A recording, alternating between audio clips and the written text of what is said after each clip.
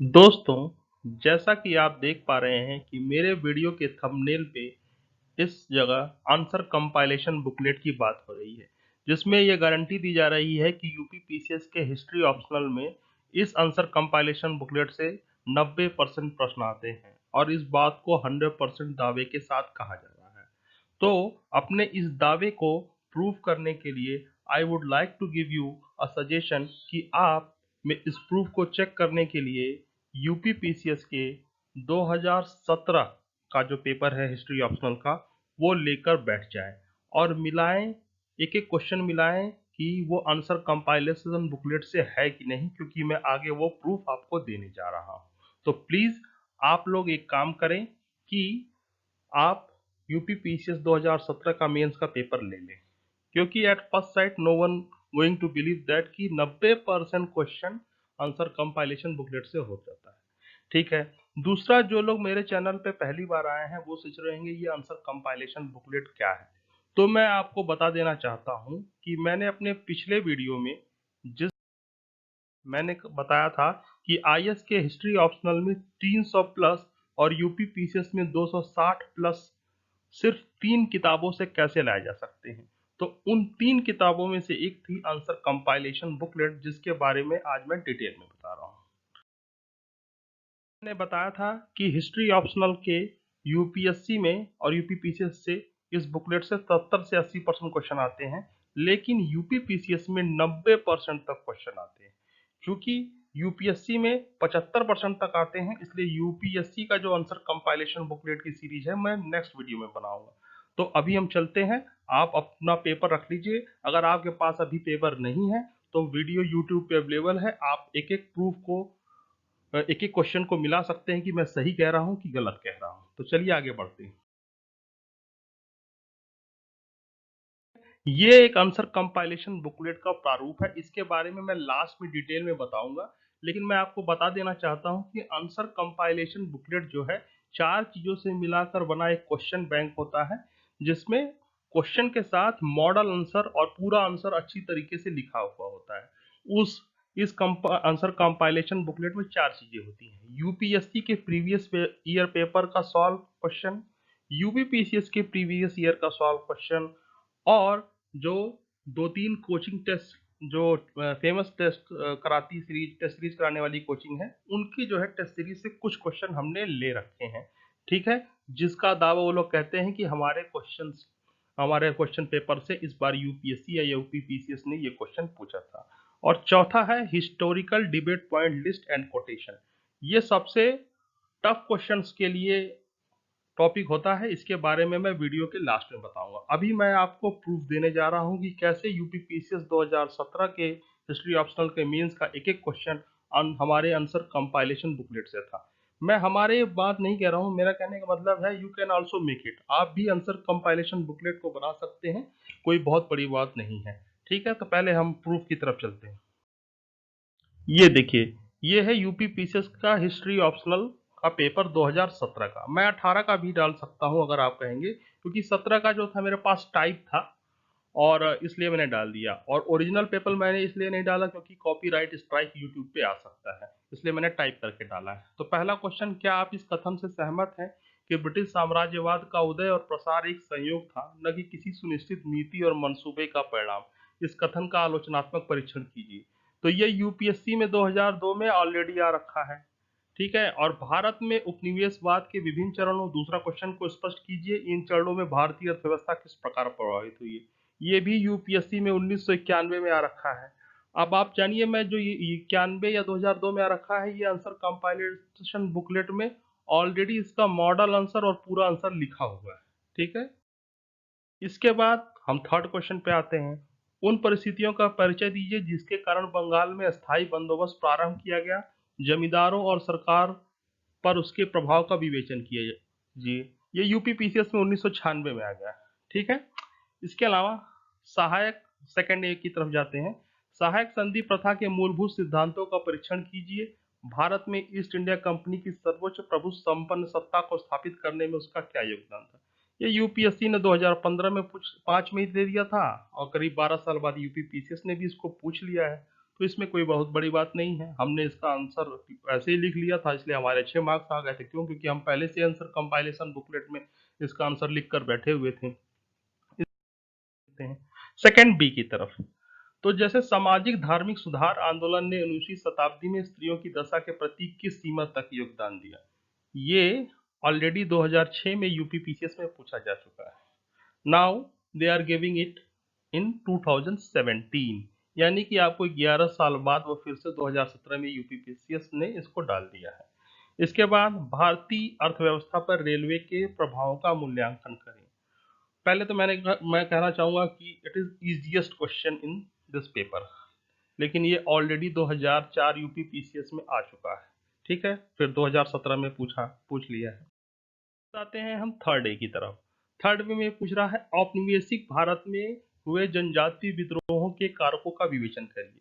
ये UP PCS के 1992 का क्वेश्चन है। बहुत से आप लोग सोच रहे होंगे कि अरे आप तो प्रीवियस ईयर के पेपर ही तो बता रहे हैं, तो आप एक सोचिए आपके पास 10 से 12 साल पुराना पेपर ही मिल पाएगा और सॉल्व तो मिल ही नहीं पाएगा, जबकि आंसर कंपाइलेशन बुकलेट में 1992 का यूपीएससी के पेपर भी सॉल्व है। और आप देखिए इस क्वेश्चन को 2017 में फिर से पूछ लिया गया है। इसी प्रकार से अब एक इम्पॉर्टेंट क्वेश्चन की तरफ हम चलते हैं, जैसे ये सविनय अवज्ञा आंदोलन के स्वरूप एवं महत्व का मूल्यांकन करें। ठीक है, ये ना यूपी पीसीएस में पूछा गया था ना यूपीएससी में इस तरीके से।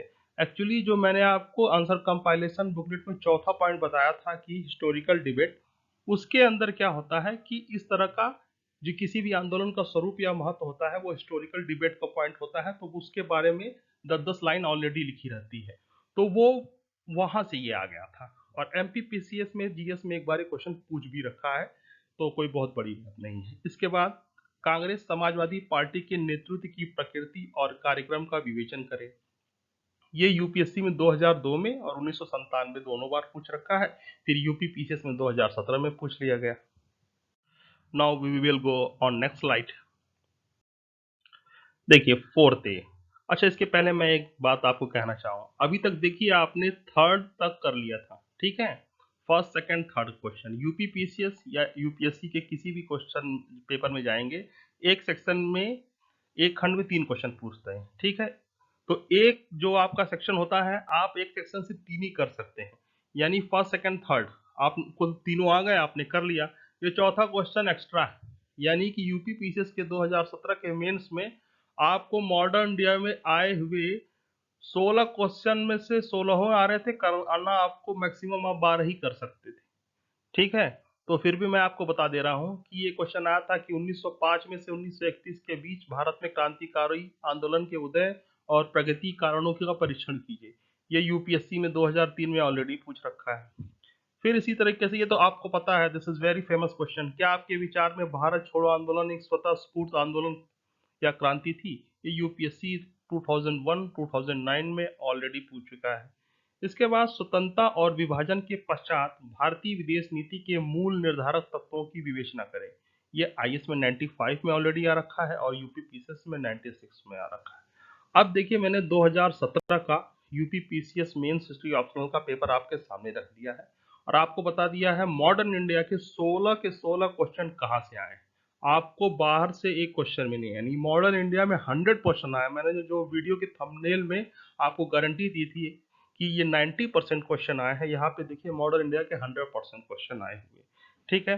अब ये आंसर कंपाइलेशन बुकलेट में है, ठीक है, कि 4 सेक्शन से बनता है आंसर कंपाइलेशन बुकलेट, तो उसी से हो गया।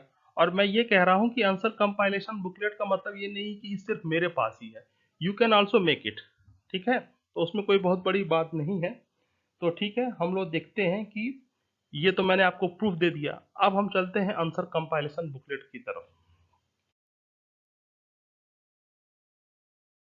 ये रहा आंसर कंपाइलेशन बुकलेट। इस 3 के बारे में मैंने बता दिया है और आपके सामने प्रूफ भी आ गया है कि यूपी पीसीएस के 2017 के मेंस के पेपर में अगर आप इन दोनों का सवाल पेपर ही कर लिए होते, जो कि इस आंसर कंपाइलेशन बुकलेट में है, ठीक है, और पूरा सॉल्व्ड है, सिर्फ क्वेश्चन क्वेश्चन नहीं है, तो ही आप यूपी पीसीएस के में हिस्ट्री ऑप्शनल में 260 प्लस का स्कोर कर गए होते। अब आते हैं इन दोनों पे। तो पहली है कोचिंग टेस्ट की सीरीज। कोचिंग टेस्ट सीरीज मैंने जैसे आपको पहले भी बताया था कि जैसे कोचिंग वाले दावा करते हैं कि हमने 20 क्वेश्चन अपने एग्जाम में दिए थे और 20 के 20 फंसते, 20 नहीं फंसते, 4-5 इंपॉर्टेंट फंसते हैं। उन क्वेश्चनों का कंपाइलेशन हमने इस आंसर कंपाइलेशन बुकलेट में मैंने डाल लिया है, ठीक है।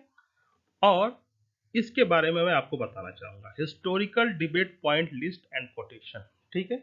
ये क्या है कि इतिहासकारों का वो विमर्श है कि जो इंपॉर्टेंट पॉइंट है, एक्चुअली मैं पहले आपको बता देना चाहूंगा कि ये किसने बनाया है।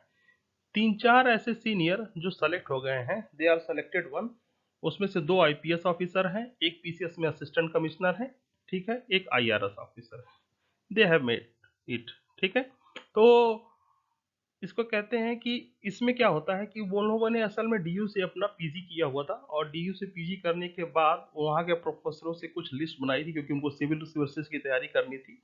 तो ये इंपॉर्टेंट जो डिबेट और कोटेशन, डिबेट आप जैसे ये कहते हैं ना कि 1857 की क्रांति धार्मिक विद्रोह था कि सिपाही विद्रोह था, ये डिबेट पॉइंट है। तो ये क्वेश्चन भले नहीं आया हो, लेकिन ये हिस्टोरिकल डिबेट का पॉइंट है, तो आपने 10 लिख लिए और एक्सप्लेनेशन लिख लिया, और आपका जब मेंस में आएगा आप ऐसे लिख डालेंगे।